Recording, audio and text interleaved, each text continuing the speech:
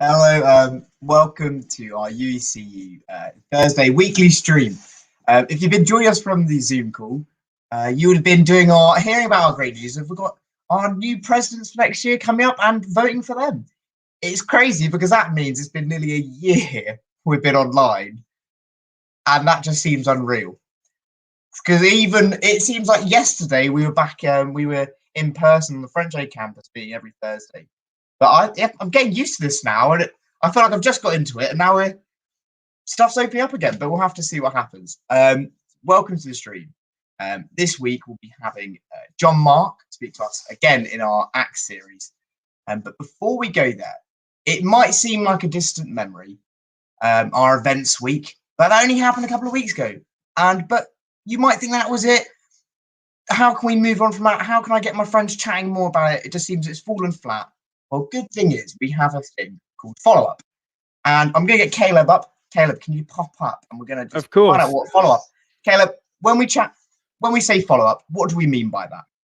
So we love to look into the Bible and understand the impact it has on our lives every day, and what impact it has, particularly in the context of the moment. The whole point of Unbelievable was we're looking at how unbelievable God is, how unbelievable God's word is, and how unbelievable it is to have a faith in a God like that.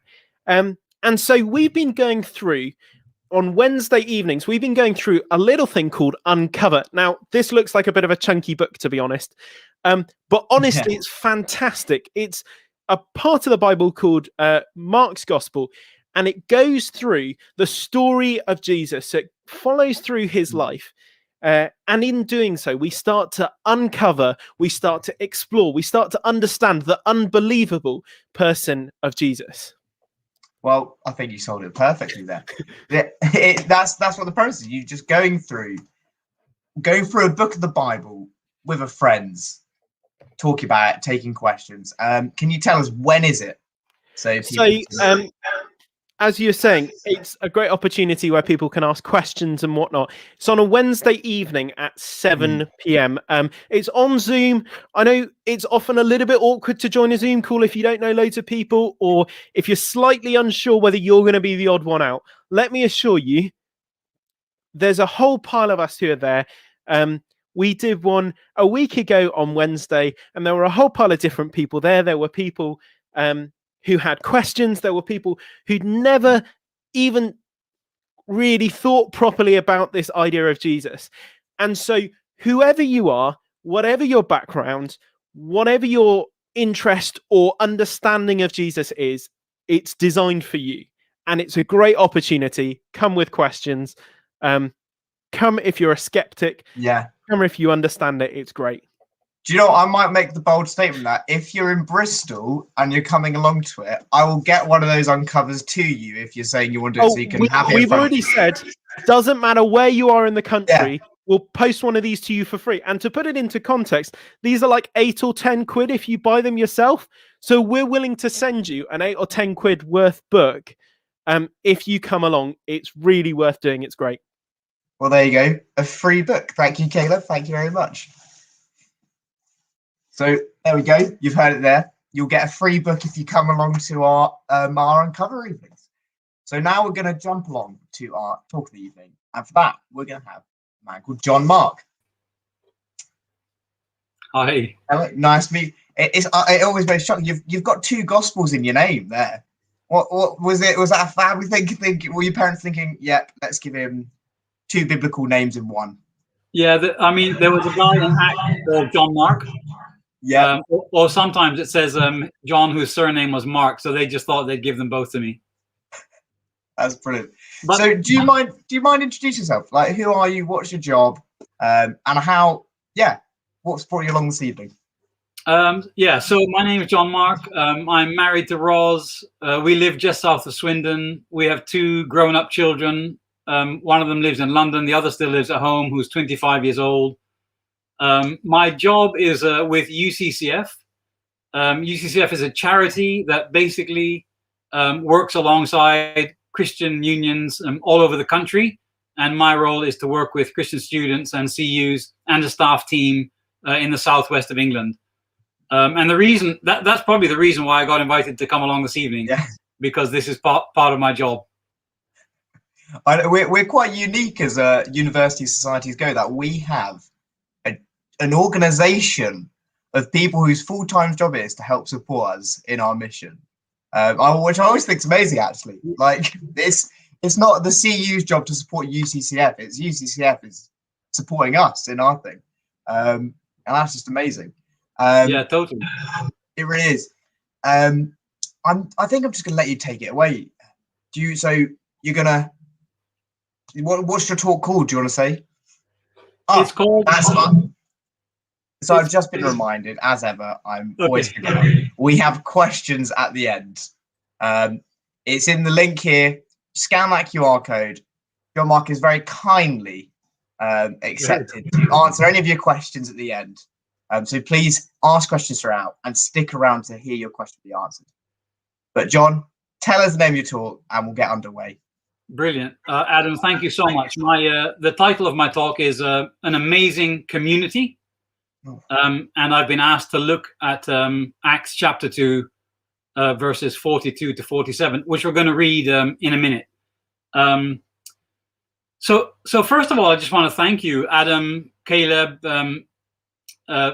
all of you in the CU, and all of you who are kind of watching this evening. Thanks so much for the opportunity to be with you, to kind of share some thoughts, to speak this evening. It's a massive privilege, and I'm really, really thankful for it.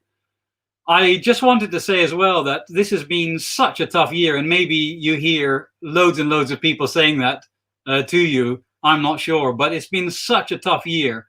And one of the amazing joys that I've had, like in the Southwest, mixing with the staff team and with students up and down the Southwest, from Falmouth through Exeter up to UWE and even Gloucester, has just been to see students who, even though it's been tough, have just continued to kind of really live out their faith and to offer hope to a world that has struggled with a real sense of hopelessness. So just want to thank you for everything that you're doing, and really want to encourage you to carry on. And if it is a struggle, just to make sure that you've got someone alongside you who can help you in that struggle. So as I said to Adam earlier, the theme for this evening is an amazing community. And I'd like to ask you, as you're kind of tuned in this evening, how you feel about relationships, about relationship with other people. How do you feel about community, and what has your experience of community been like? Perhaps you can just let that kind of go around your mind a little bit. What are your experiences like? What have the best experiences been like in relation to community? And what have been some of the difficulties or some of the real struggles and hardships that you faced in relationship? We're going to go to some quotes now. I've collected a couple of quotes. Caleb, perhaps you could move us on to the next slide.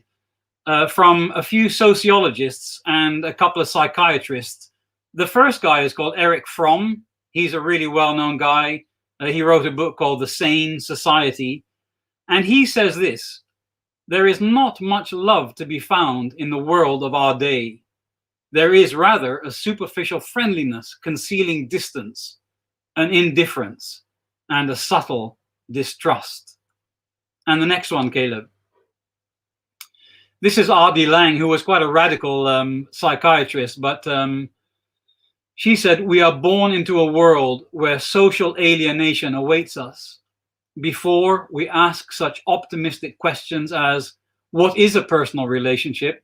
We have to ask if personal relationships are even possible in the present situation. So quite a bleak outlook. And then the next slide, Caleb.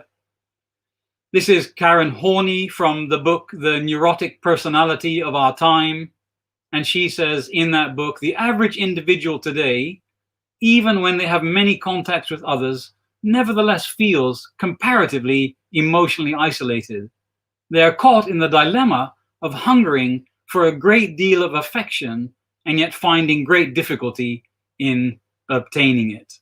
And then one more from Christopher Lasch, who is a famous sociologist. He wrote The Culture of Narcissism quite a few years ago. And he says in that book, our society has made lasting friendships, relationships of love, increasingly difficult to achieve. Social life has become more and more warlike, and personal relationships have taken on the character of combat. Some dignify the combat, offering courses in assertiveness training. Others celebrate the impermanent attachments that result, but in doing so merely intensify the pervasive dissatisfaction with the quality of our human relationships, which is at the heart of the problem. Now, each of those commentators and specialists would probably have a different analysis of why things are the way they are. Some people, like Karen Horney, blames the consumer culture. R.D. Laing blamed the nuclear family and the way it suffocated people. Christopher Lasch blames the loss of religion from society. And there are lots of different reasons why they believe that society is experiencing the kind of relational community struggles that it is. But what they don't differ on is on the fact that those struggles are what many of us experience in our lives today.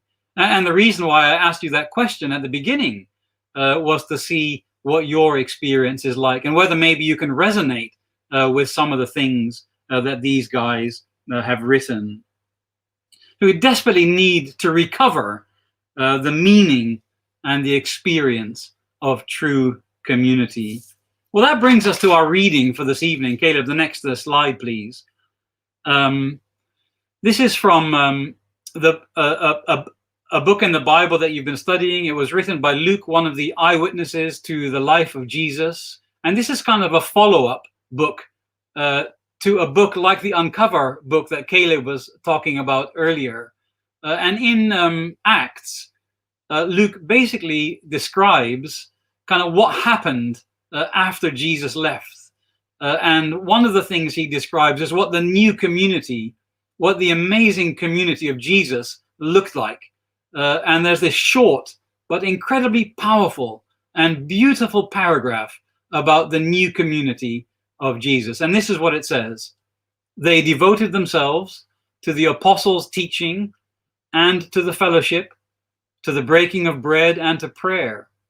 Everyone was filled with awe at the many wonders and signs performed by the apostles. All the believers were together and had everything in common. They sold their property and possessions to give to anyone who had need. Every day they continued to meet together in the temple courts. They broke bread in their homes and ate together with glad and sincere hearts, praising God and enjoying the favor of all the people. And the Lord added to their number daily those who were being saved. It's a brilliant description, isn't it? If you get into that and you see some of the spontaneity and some of the generosity, some of the justice that's flowing and the love back and forth between the people who belong to this community and those who are outside, there's such a sense of welcome and connectedness. It's really, really powerful and really beautiful. And we're going to ask ourselves this evening why that is. What is it that made this community the way it is? And there are really just two things to concentrate on. And then I'll hand back over to you guys for questions. So the first thing I've called the upward part of things. This is the kind of life-giving and nurturing dimension to this new community. And you'll notice that it said in the reading that what they devoted themselves to was the apostles' teaching. Now, I just want to say three things about that. Caleb, perhaps we could have 3 more clicks and have all 3 up. That would be brilliant. Thank you. They devoted themselves to the apostles' teaching. Now, one of the things it would be really good to understand about that is that the apostles weren't just sharing their own ideas. They do get accused from time to time of inventing creative ideas and of having a genius for myth and legend.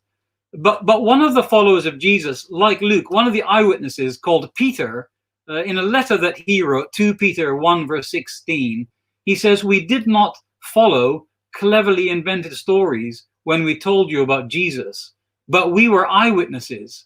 And he goes on to describe how the teaching of the apostles, or his teaching, was the teaching of someone who was an eyewitness to Jesus and who had received what he had received from Jesus.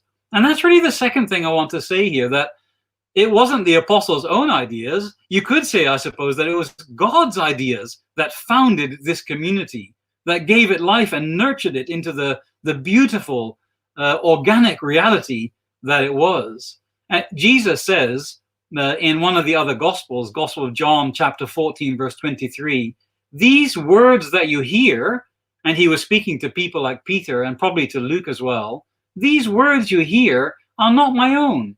They belong to the Father who sent me."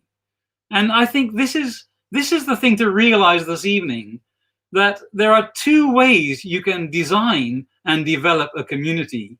You can grow a community purely on the basis of human understanding, of psychological insight, of economic power, or you can look to God and see what he is like and learn from him about how a community can come into being and can blossom and thrive. So when the text says that they devoted themselves to the apostles' teaching, what it's telling us is that it was the teaching of Jesus, the teaching that he kind of brought with himself into our world from God the Father. It was that teaching which shaped and nourished and directed and gave animation to this beautiful community. Well, there's just one more thing to say on this before we move on to the second point, and that is about signs and wonders, and maybe there will be some questions about that later. I think it's interesting to see that after this period in the history of Christianity, signs and wonders tend to be less. And if you look through the Bible, they don't appear equally throughout all of biblical history. They tend to appear at moments when a particular teacher or group of teachers is being accredited, and the signs and wonders and the miraculous events accompany that teacher and kind of underpin and give credit to the teaching. And that's really what's happening here. The signs and wonders have great effect in themselves, but what they're really doing is pointing people to the teaching of Jesus and to Jesus himself as the founder of this new community. Now, I'm not saying that miracles were only performed by the apostles, because clearly other people perform miracles as well. And I'm not saying that miracles don't happen today, because I'm pretty convinced that they do happen today.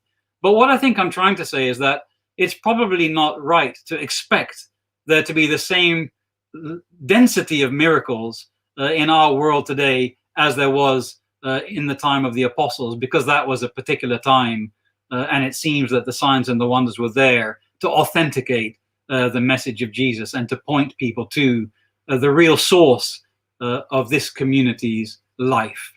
So that's the upward part of things, the life-giving and nurturing teaching of Jesus. Shall we move on, Caleb, to the next?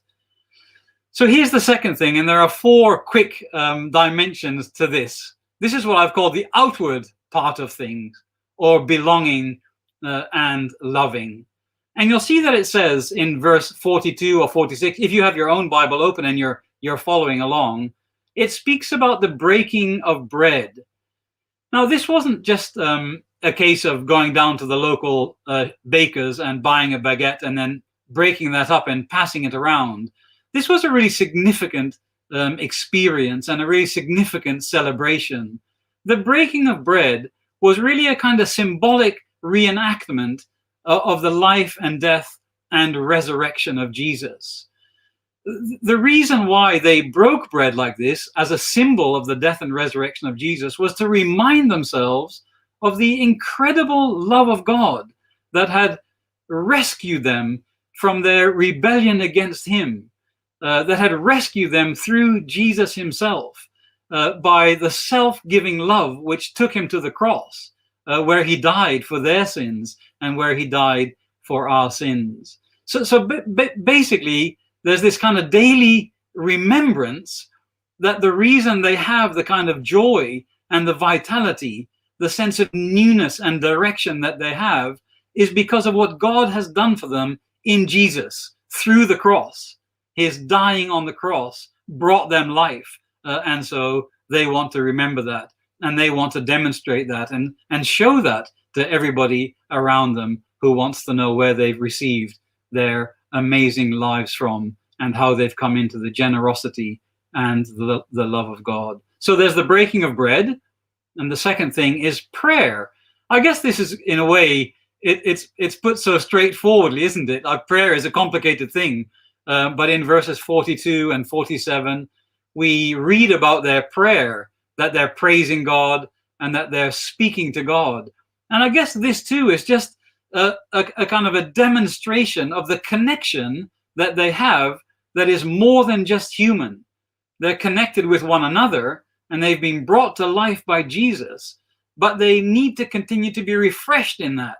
And so they look to God for help and they express their dependence through prayer, and they receive answers out of God's generosity and God's grace that sustains them and guides them and enables them on their journey. So these two really key dimensions of their kind of corporate interaction and connection, the remembering of Jesus in the breaking of the bread, and the constant looking to God in prayer, thanking him for all he's given them, but also bringing their concerns, their needs, all the kind of brokenness of their lives to him day by day. And then the third thing, Caleb, you'll see that there's a generosity and justice in verses 44 and 45.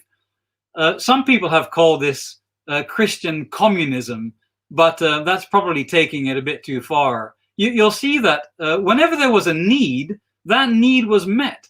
And sometimes the need was so great that people sold their houses so that those who were in need could receive the kind of financial and practical support that they required. It really is extraordinary. I mean, I've lived in Britain now for quite a few years, and I don't know of anyone, and I haven't been like that either, who has been willing to sell their house to give to those around them. It wasn't a requirement, it wasn't a demand, and everybody didn't have to do this, but there was kind of such an upwell of generosity and joy and love and care and concern that people didn't want anybody in the community to experience need. And if it meant that they had to sell their house for that injustice to be accounted for, they would do that. And it is a beautiful demonstration of the love of God, which had come to them in Jesus, and which now they're kind of demonstrating towards one another and towards all those who are watching.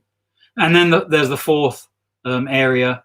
This was really attractive to others. You can see how the people around them held them in high esteem and favored them. They appreciated them and warmed to them, and there was an interest in them.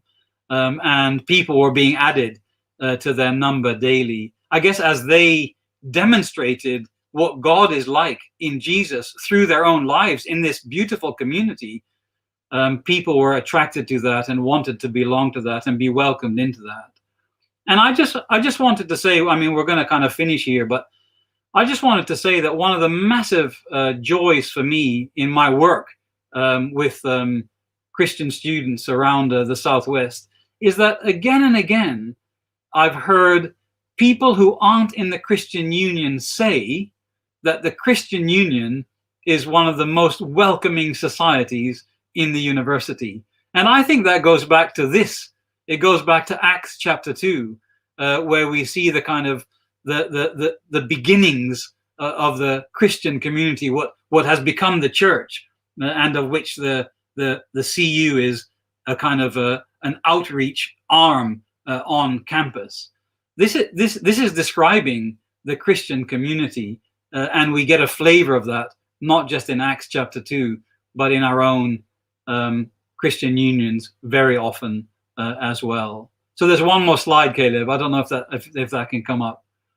That I've raced through this dense and beautiful paragraph really quickly, but you can maybe get a flavor of what an amazing community this is.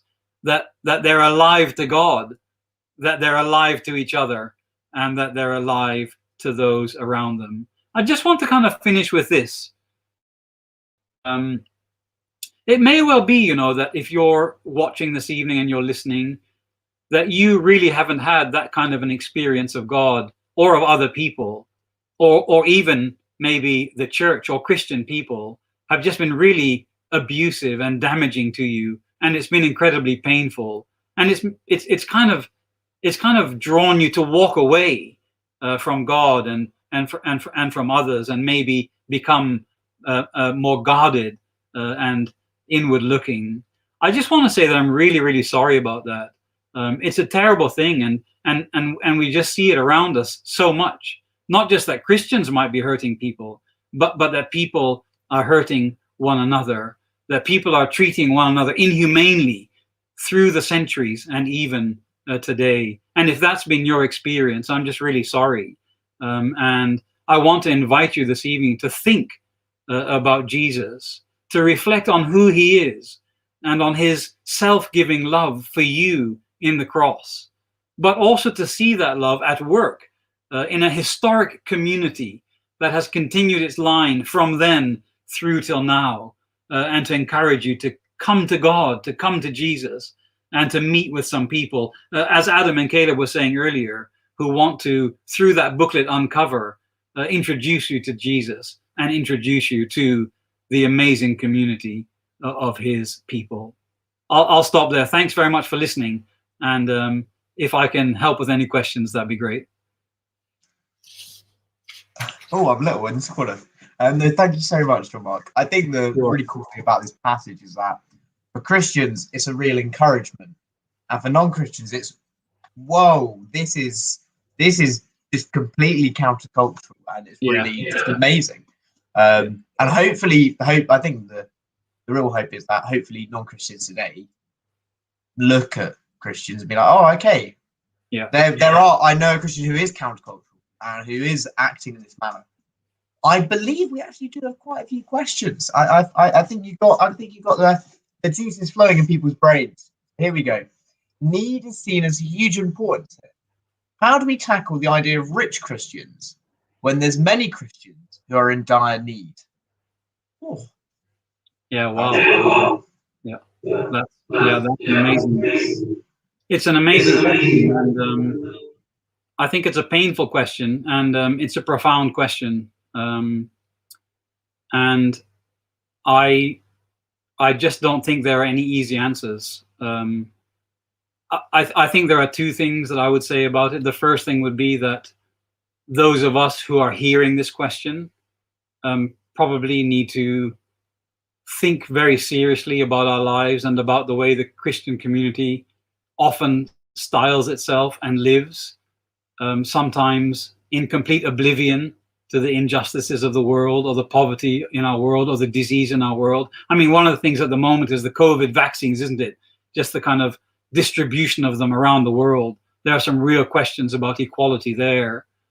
So I think this question should humble us, and in lots of cases should kind of bring us to what the Bible would call a repentance, which is a kind of turning away in sadness from how we are behaving into a more Jesus-like manner of behaving. But that's the second thing I would say. I think I find myself going back again to Jesus and to many, many examples in the Bible, but also through history and even today, of people who are incredibly generous. Now, their generosity may not tackle all the world's problems today. And there was a point where Jesus said to his disciples, the poor will be always with you. It is one of the kind of problems in our world. But I think we need to be energetic and sacrificial.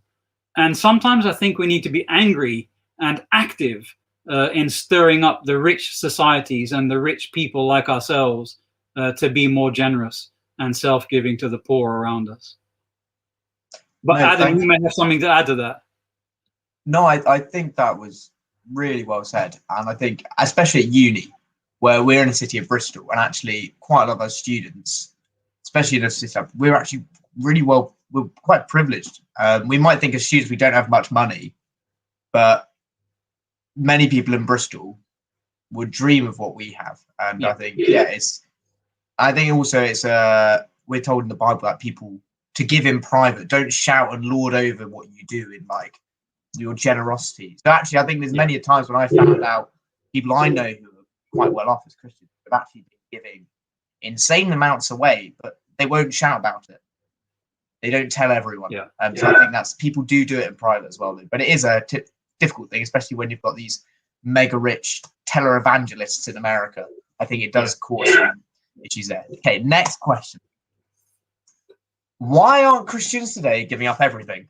Possessions and money, going street preach. As that's the vibe of the early Christians. Oh, I love the word vibe, but that's a really good question.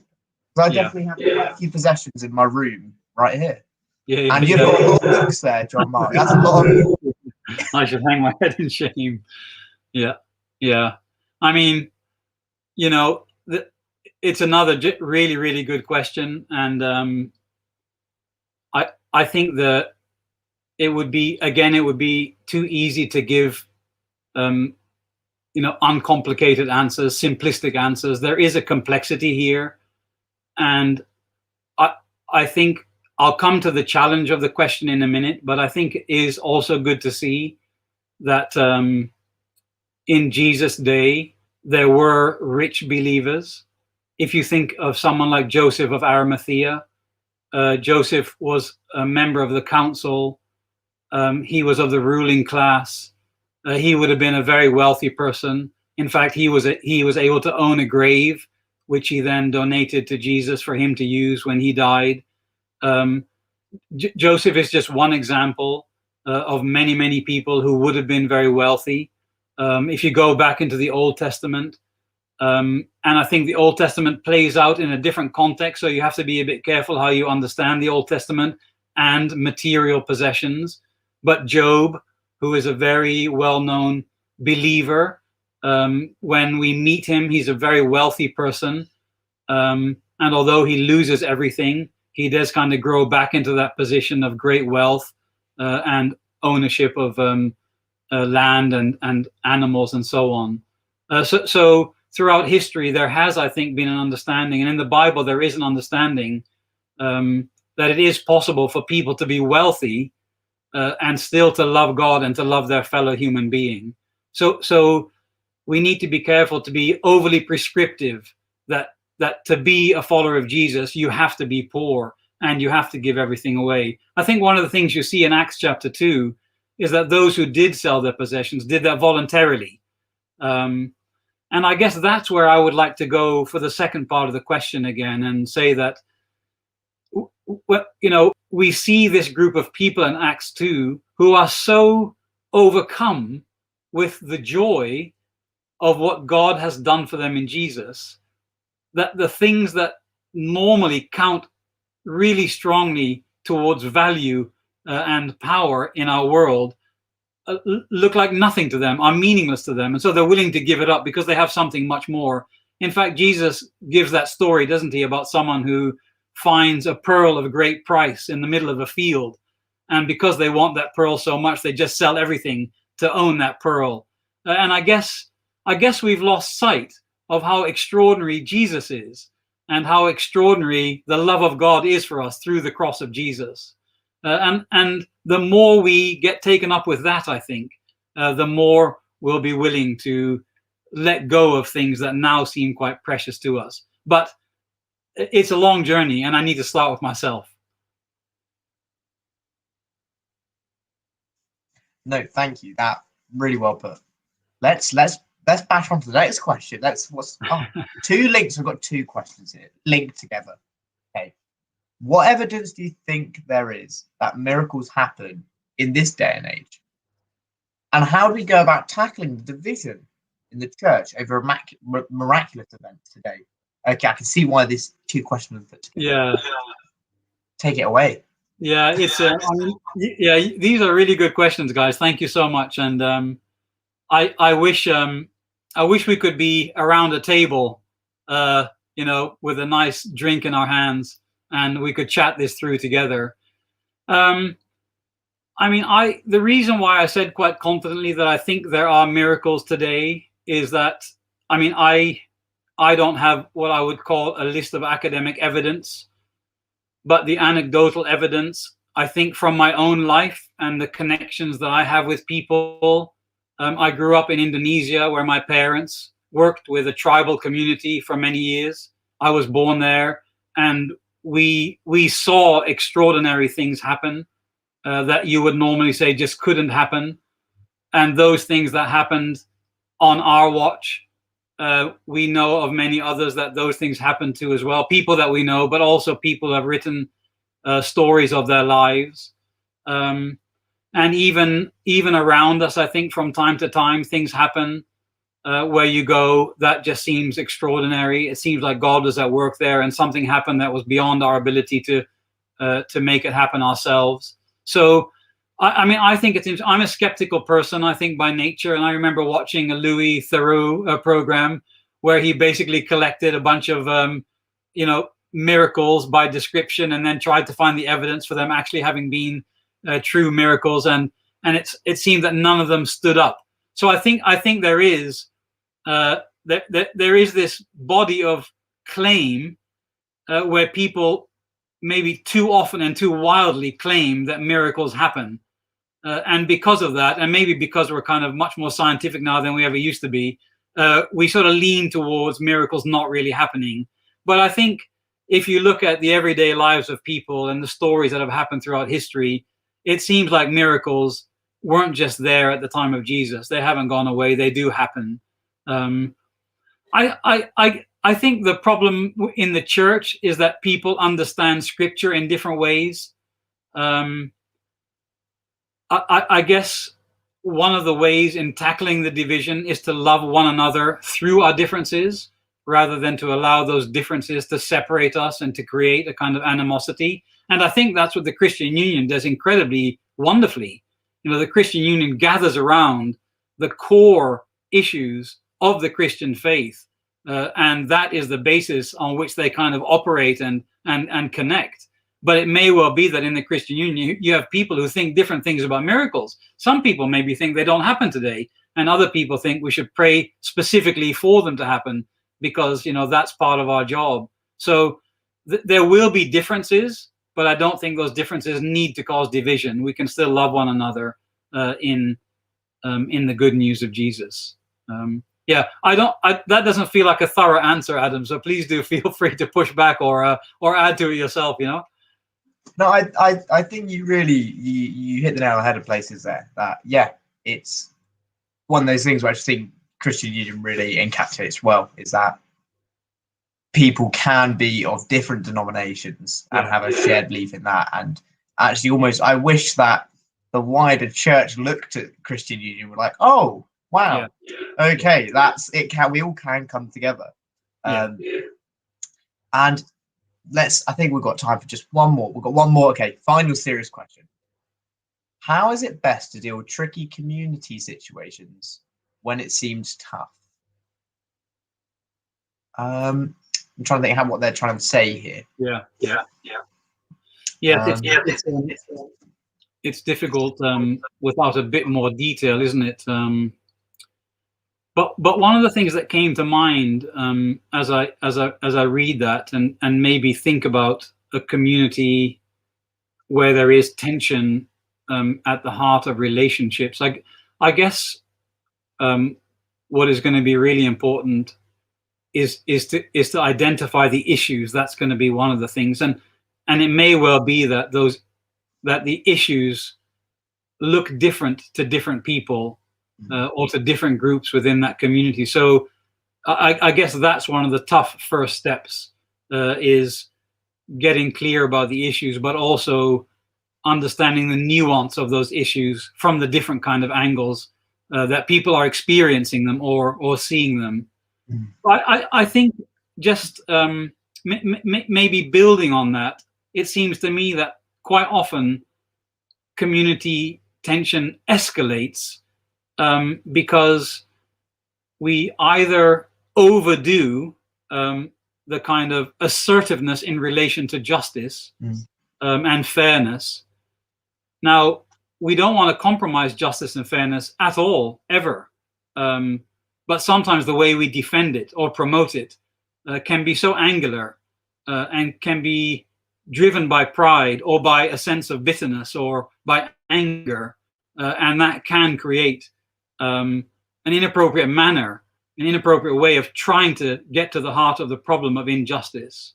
So it is about justice, and that's why the cross, that's why Jesus is such a great example, because when he died, his death was about God being a just God and dealing with our problems in a just way. But the other amazing side to it is that God dealt with us in love. You know, in a sense, you could say he didn't want us to receive the punishment we deserved, and so Jesus carried it for us, and that was to demonstrate his amazing love for us. And I guess that's the kind of basis, really. I really don't think it's easy. And sometimes communities do fall out, and sometimes it can take years for there to be healing and restoration in families and in relationships. But I think where there is a kind of honesty and a transparency about the issues, and where those issues are held in the center as matters of justice and importance, but they're dealt with in love rather than out of anger or hatred, there is a chance for restoration, for resolution to begin to be worked out. But it can be complicated. Yeah, I think you're completely right there. And I think I like how you bring it back to the cross. It's almost, if you look, you can always use that for the whole instance, that first of all, there was an issue and it had to be dealt with. It had to be dealt with. It's like, if there's an issue in the community, it has to be dealt with. That's the first step, really.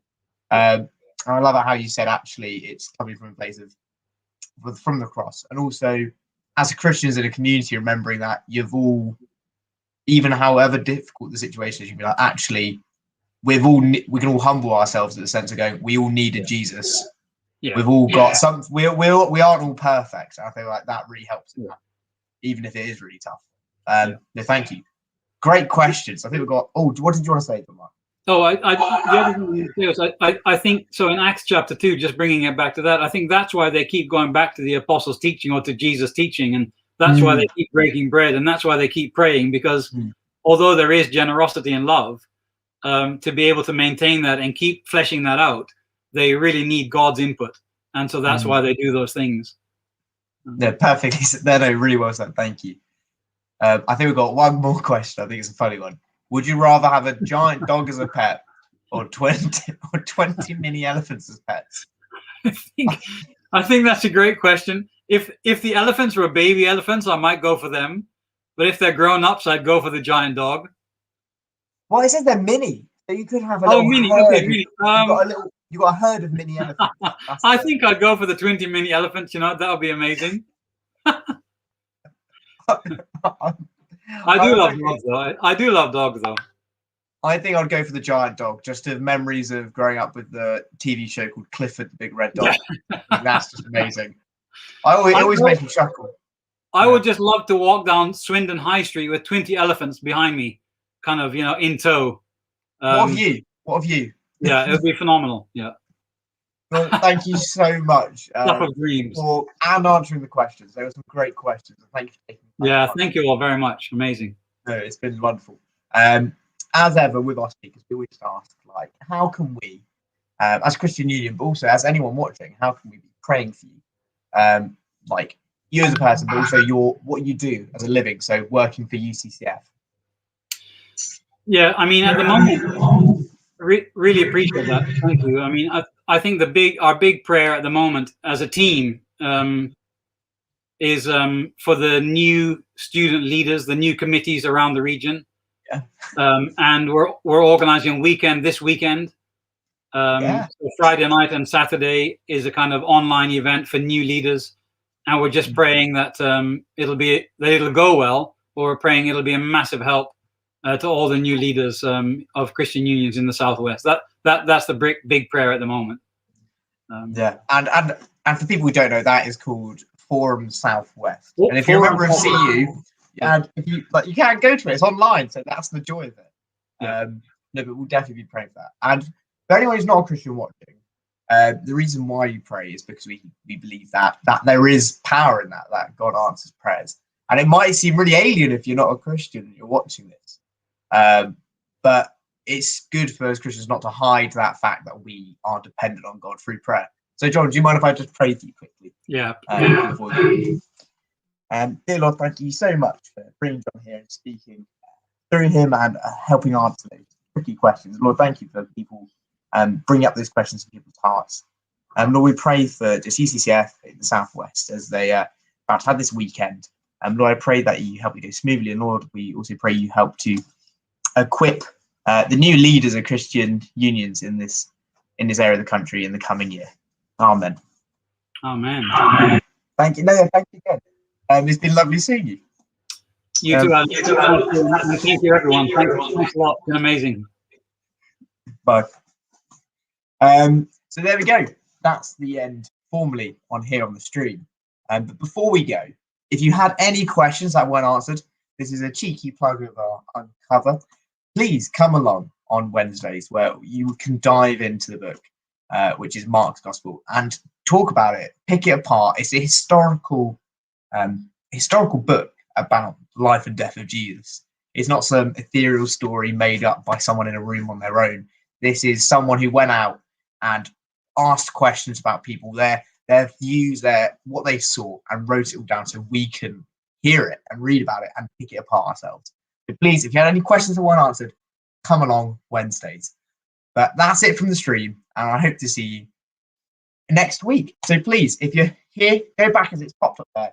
Join us now back on Zoom, and please message. If you weren't on there earlier, please message for the link. But goodbye.